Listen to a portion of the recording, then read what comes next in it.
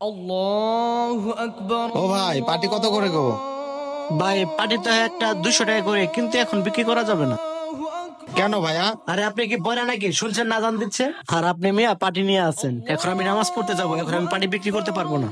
ভাই আমি 2টা পাটি নেব, দিয়ে যান, নামাজ একটু পরে পড়েন। না ভাইয়া, এখন যদি আমি পাটি বিক্রি করি তাহলে জামাতের সহিত নামাজ পড়তে পারবো না। আপনি 5 মিনিট পরে আসেন ভাই। সুমন ভাই কি বোকা নাকি? কাস্টমারকে কেউ এভাবে ফেরত দেয়? নামাজের জন্য 2টা পাটি 500 টাকা বিক্রি করতে পারতো। যাই হোক, আমার কি। আমি নামাজটা পড়ে আসি। তাহলে যান ভাইয়া। হে ভাই, এদিকে আসেন। জি ভাইয়া, আমাকে ডাকলেন যে? ভাই পাটি লাগবো নাকি? এই যে পাটি নেন, পাটিগুলো অনেক ভালো, আমরা নিজের হাতে বানাই, একদম সস্তা, পানি দিয়ে ধুতে পারবেন, অনেক মজবুত আছে। আমি তো নিতে আসছিলাম, কিন্তু ওই লোকটা তো চলে গেল। আচ্ছা, আপনার পাটির দাম কত করে? ভাই কয়টা নিবেন? ভাইয়া বেশি না, 2টা নেব। ও 2টা নিবেন? আচ্ছা ঠিক আছে, 2টা নেন, 600 টাকা দিয়ে। আরে ভাই, আপনি দাম দেখে বেশি রাখতেছেন। আর ওনার পাটি দেখলাম আমি অনেক শখ, উনি 200 টাকা করে পিস বললো, আর আপনি কি 300 টাকা করে পিস বলতেছেন? আচ্ছা ঠিক আছে ভাই, আপনি যেহেতু পার্টি নেবেন তাহলে আমাকে 500 টাকা দিন, এর কমে আমি পারবো না, কারণ আমার পার্টিগুলো অনেক বড়, আর দেখেন ওনার পার্টিগুলো অনেক ছোট, আমারগুলো অনেক মজবুত, অনেকদিন টিকসই আছে। আচ্ছা ঠিক আছে ভাই, তাহলে ভালো থেকে 2 পিস পাটি দেন, এই দেন 500 টাকা। আচ্ছা ঠিক আছে ভাই, এই নেন। আলহামদুলিল্লাহ। কি অবস্থা তাম্বির ভাই, বেচা কিনে কেমন করলেন? এই তো ভাই, ভালোই বেচা কিনা হলো আমার। 3টা পার্টি বিক্রি করছি ভাই 600 টাকা। আর আপনি তো মিয়া বোকা, এভাবে কাস্টমার ফেলায় রেখে কেউ নামাজে যায়? আরে ভাই বোকা বললেন কেন? বোকা নয় তো কি, এই সময় কাস্টমার আসে, আর এখনই হলো বেচা কিনা করার সময়, আর আপনি বেচা কিনা করা বাদ দিয়ে আপনি গেছেন নামাজ পড়তে। আরে মিয়া, একদিন নামাজ না পড়লে কি হবো? আরে তামির ভাই, আমি যেদিন থেকে নামাজ পড়তে শুরু করছি সেদিন থেকে নিয়ত করছি, আমি যতদিন বেঁচে থাকবো ততদিন জামাতের সাথে নামাজটা আদায় করব। আর বেচা কিনে হোক বা না হোক, আমি এত কিছু বুঝবো না। ধর মিয়া, আপনি একটা পাগল, আপনারে বুঝায় কোনো লাভ নাই। বেচা কিনা করার সময় মিয়া আপনি নামাজ পড়তে গেছেন। তাম্বির ভাই, পাগল বলেন আর ছাগল বলেন, আমি যেমন আছি আলহামদুলিল্লাহ। আর আমি আপনাদের মতো চালাক হইতে চাই না। আল্লাহ তাআলা আমাদের কি জন্য পাঠাইছে আপনি জানেন? শুধু ব্যবসা করার জন্য না, আল্লাহর ইবাদত করার জন্য। আর আমি যতদিন বেঁচে থাকবো ততদিন আল্লাহর ইবাদত করে যাব, আর যতটুকু আমি সময় পাবো ততটুকু আমি ব্যবসা করে যাব। তাতে আমার লস হোক বা লাভ হোক, এটা আমার দেখার বিষয় না। ঠিক আছে ভাই, আপনার ব্যবসা, আপনার যা ইচ্ছা তাই করেন, কোনো সমস্যা নাই। আর আমার তো অলরেডি 3-4টা বেচা কিনা করা হয়ে গেছে, আর এখন যেহেতু কাস্টমার নাই, আমি একটু চা খেতে যাবো, আপনি থাকেন। আচ্ছা ঠিক আছে, তাহলে যান, দেখি আমার কপালে কি আছে, দেখি ব্যবসা করতে পারি কিনা। কি ব্যাপার, এই পার্টিগুলো কই? আরে সুমন ভাই, আপনার পার্টি কোথায়, আর আপনি ওখানে কেন? না ভাই, আমি আল্লাহর রহমতে সবগুলো পাটি বিক্রি করে দিছি। কি বলেন ভাই, সব পার্টি বিক্রি হয়ে গেছে মানে? ওই মিয়া, আপনি না 5 ওয়াক্ত নামাজ পড়েন, তাহলে আপনি কেন আমার সাথে মিথ্যা কথা বলতেছেন? আমি এখান থেকে চলে গেছি, 5টা মিনিটও হয় নাই, আর এত তাড়াতাড়ি আপনার পার্টি বিক্রি হয়ে গেল গা? তামির ভাই, আপনার সাথে আমি কোনো মিথ্যা কথা বলবো? সত্যি আমার সবগুলো পাটি বিক্রি হয়ে গেছে ভাই। আরে ভাই, আপনি কি আমারে পাগল পাইছেন? আমি এখান থেকে চলে গেলাম মাত্র 5 মিনিট হলো, আর এখানে কতগুলো পার্টি দেখে গেছিলাম, 5 মিনিটের ভিতরে সব পার্টি বিক্রি হয়ে গেল। আরে তামির ভাই, সবই আল্লাহ পাকের ইচ্ছা।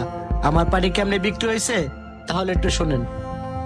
ভাই, এই পাটিগুলা কি মজবুত হবে না পানি লাগলে নষ্ট হয়ে যাবে? না ভাই, নিতে পারেন, এগুলো আমাদের নিজের হাতে তৈরি করা জিনিস, খুবই মজবুত। আপনি পানি দেন, টানাটানি করেন, কিচ্ছু হবে না। দেখেন ভাই, আপনার সবগুলা পাটি আমার পছন্দ হয়েছে। এই সবগুলা পাটি কত টাকা রাখতে পারবেন?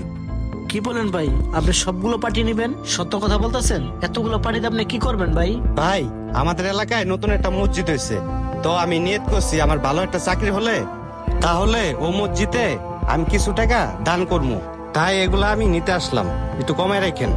কি বলেন ভাই? ঠিক আছে, আচ্ছা আমি হিসাব করে দেখতাছি। আপনি যেহেতু মসজিদে দিবেন, তো কত টাকা কপ রাখা যায় আমি দেখতাছি। যাই হোক, পাটিটি অনেক মজবুত আছে। ভাই, 4টা পাটির দাম 800 টাকা। আপনি যেহেতু মসজিদে দিবেন, দামাদামের দরকার নাই, আপনি 600 টাকা দিবেন। আচ্ছা ভাই, ঠিক আছে, 1 2 3। ভাই, আমি একটু বাজারে যাব, বাজারে যাইতে গেলা আমি নিয়ে যাব, আপনি একটু রাইখা দেন, আর নেন টাকাটা। আচ্ছা ঠিক আছে ভাই, আসেন। আচ্ছা ভাই, ঠিক আছে।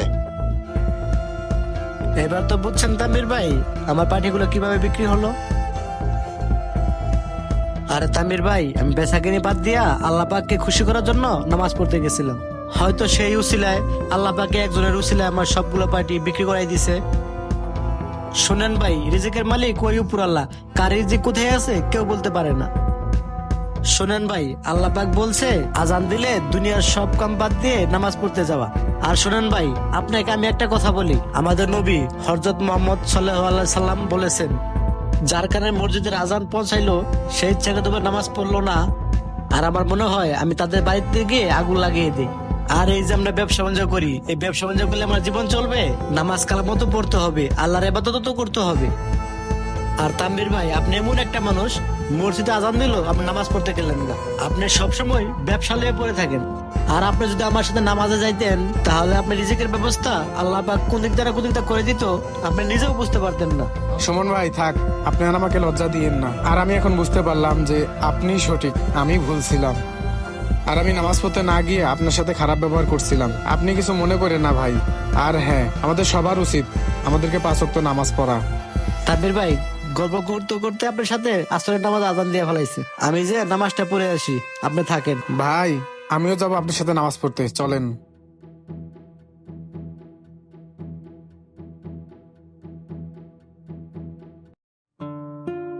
এই কথা কানে যাচ্ছে না?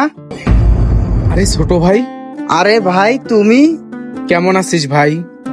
আমার অবস্থা তো ভালো। আর যাই হোক, তোমাকে দেখে তো ভালো মনে হচ্ছে না। আচ্ছা ভাই এদিকে আয়। আমার অবস্থা মানে ঠিক বুঝলাম না। আরে হযরত, এই অটোলা কি তোর ভাই লাগে? আর বলিস না, এ তো আমার বড় ভাই। তাহলে তোর বড় ভাইয়ের এই অবস্থা কেন? তাহলে শোন, আজ থেকে 5 বছর আগে চলে যা, তোর মতো ছেলের আমার দরকার নাই। 2 দিন পর সংসারের হাল ধরবি, আমাদেরকে দেখাশোনা করবি, তা না তোর মাথায় ভূত চেপেছে তুই মাদ্রাসায় পড়তে যাবি? বাবা একটা কথা বলবি না। আমার ছোট ছেলে আছে, সে ইঞ্জিনিয়ারিং পড়তেছে, ও পড়াশোনা শেষ করে সে সংসারে হাল ধরবে, আমাদেরকে দেখাশোনা করবে। তুই চলে যা, আর 2 চোখ যেদিকে যায় সেদিকে তুই চলে যা, তোর জন্য আমার কোনো মায়া নাই, তুই এখনই চলে যা। হায় রে, আজকে হাটহাজারি মাদ্রাসায় পড়াশোনা করতে চাইলাম দেখা আমার বাড়ির থেকে বাইর করে দিল। আইসে মাদ্রাসায় পড়তে।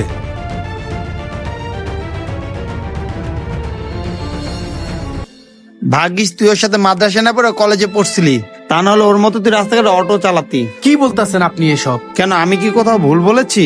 আচ্ছা আমাকে আপনি একটা কথা বলেন তো, আপনাকে এত সুন্দর পোশাক কে দিয়েছে? যাই হোক, মানুষের দান সদকা নিয়ে তোর মনে হয় ভালোই চলে, তোর সাথে ভালোই মানাইছে রে। হযরত তুই এসব কি বলতাছস? আমার মনে হয় তুই কোথাও ভুল করতাছস। ভুল হবে কেন? আমি তো নিশ্চয়কে দেখলাম প্যাসেঞ্জারের জন্য রিক্সার সামনে দাঁড়িয়ে আসস। আরে বেটা দাঁড়া, তোর ভাই অটো চালায় কিভাবে সংসার চালায় এটা আমাদের জানা দরকার না? এই যে ভাই, আমার সংসারের চিন্তা আপনাকে না করলেও হবে। কি বলেন, কেন চিন্তা করবো না? হাজার হলে আপনি আমার বন্ধুর বড় ভাই লাগেন, একদিক দিয়ে আপনিও তো আমার আত্মীয় হন, তাই না? শোনো নয়ন ভাই, আজকে আমি অনেক খুশি, মাদ্রাসায় পড়ি নাই দেখা আজকে আমার অটোমোটো চালায় খাওয়া লাগে না। হযরত তুই কিন্তু একটু বেশি বলতাছস। আরে ভাই, আমাদের সাথে না গেছে টঙ্গি বাজার যাইতে কয় টাকা নেবেন এটা আমাদের বলেন। আরে আজব তো, আমি আপনার কাছে কেন ভাড়া নিতে যাব? না রে ভাই, এত দয়া দেখানো লাগবে না। ভাবলাম তুই অভাবে আছিস, কয়েক টাকা বেশি দিমু, তোর অভাবটা যাতে পূরণ হয়। হযরত তুই ঠিকই বলছো, আর তোর ভাইকে দেখে মনে হচ্ছে কি ও অনেকদিন ধরে ভালো মন্দ কিছু খায় না।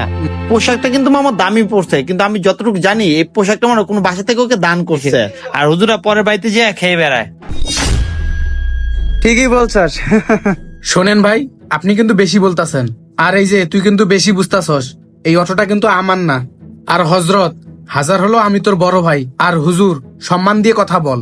চুপ থাক, তুই আমার কি আর বড় ভাই, তোরে কি সম্মান দিমু? তুই মাদ্রাসায় পড়স আবার অটো চালাস। আরেকটা কথা, তুই যে বললি অটোটা তোর না, তাহলে কি তুই অটোটা চুরি করছস? দেখ, না এই অটোটা আমার, না আমি চালাই। আমি তো ও বুঝছি, তোর তো আবার টুকটাক চুরি করার অভ্যাস আছে। আরে ছোটবেলায় ওসব তো মজা করে করতাম। এই হুজুর, তোর সমস্যা কিসের রে? খাস তো তুই অটো চালায়, এটা বলতে শরম লাগে তোর? তোমাদেরকে তো আমি প্রথম থেকেই বলতাছি এই অটোটা আমার না, তবুও সুদ ঘুষ খাওয়ার থেকে অটো চালিয়ে খাওয়া অনেক ভালো। আর হ্যাঁ, তোরা তো আর এসব কাজের মর্ম বুঝবি না। আমরা এটার মর্ম কিভাবে বুঝবো? আমরা তো বড় কোম্পানিতে জব করতাম, সেই চাকরি ছেড়ে দিয়ে এখন ডিটি কোম্পানিতে জব নিতে যাচ্ছি। ও আচ্ছা, তাহলে তোরা ডিডি কোম্পানিতে জব নিতে চাচ্ছিস? হ্যাঁ হ্যাঁ। তা তোদেরকে ইন্টারভিউ নেওয়ার জন্য ডেকেছে কে? আমরা অনলাইনে অ্যাপ্লাই করছিলাম, এই জন্য সিলেকশন হয়ে গেছি, তাই ইন্টারভিউ দিতে যাচ্ছি। কিন্তু আমার তো মনে হয় না তোরা ইন্টারভিউ দিতে পারবি। আরে কথা বলা তুই কি, আর তুই এগুলা জেনে কি করবি? হ্যাঁ, আমি কে তাই না? আমি হলাম ওই কোম্পানির এমডি। আর আমার কোম্পানিতে এরকম লোক আমি কখনো নেব না, যে মানুষ হয়ে মানুষদেরকে সম্মান করে না। তোমাদের এই আচরণ কথাবার্তার কারণে আমার কোম্পানির স্টাফরা জানলে তারা অনেক কষ্ট পাবে, আর আমি সেটা কখনো হতে দিতে পারি না। ভাইয়া আমরা তো বুঝতে পারিনি, আমরা তো মজা করে এগুলা বলে ফেলেছি। তোমরা যেগুলা বলছো এগুলারে মজা বলে না। অবশ্যই ভালোই হইলো তোমাদের দুজনের মুখোশটা সামনে আসলো। আর শোন, মাদ্রাসায় পড়লে যে গরিব ফকিন্নি হয়ে যায় এই চিন্তা ভাবনাটা বাদ দিয়ে দে। এই রিক্সাটা আমার নয়, সে ভুল করে রিক্সার ভিতরে চাবি রেখে গেছিল, তাই আমি এখানে দাঁড়ায় দাঁড়ায় পাহারা দিচ্ছিলাম। ওই যে তোমরা দুজন দেখো, অটোওয়ালা আসছে। আয় আমার সাথে। ভাই, রিক্সার চাবি রেখে কোথায় গেছিলেন? ভাই আমি চাবিটা ভুল করে রেখে গেছিলাম। আচ্ছা ঠিক আছে, ওনাদেরকে টঙ্গী বাজার নামায় দিয়ে আসেন, আমি ভাড়া দিয়ে দেব। না স্যার, আপনার কাছে থেকে কিভাবে ভাড়া নিব? স্যার আপনি না থাকলে আজকে আমার রিক্সাটা হারিয়ে যেত। আচ্ছা ঠিক আছে, যাও। ঠিক আছে স্যার, আসসালামু আলাইকুম। ওয়ালাইকুম আসসালাম। অনেকের এটা ভুল ধারণা যে মাদ্রাসায় পড়লে ওরা কিছুই করতে পারে না। হুজুররা অনেক কিছু করে, তবে প্রকাশ্যে না, গোপনে।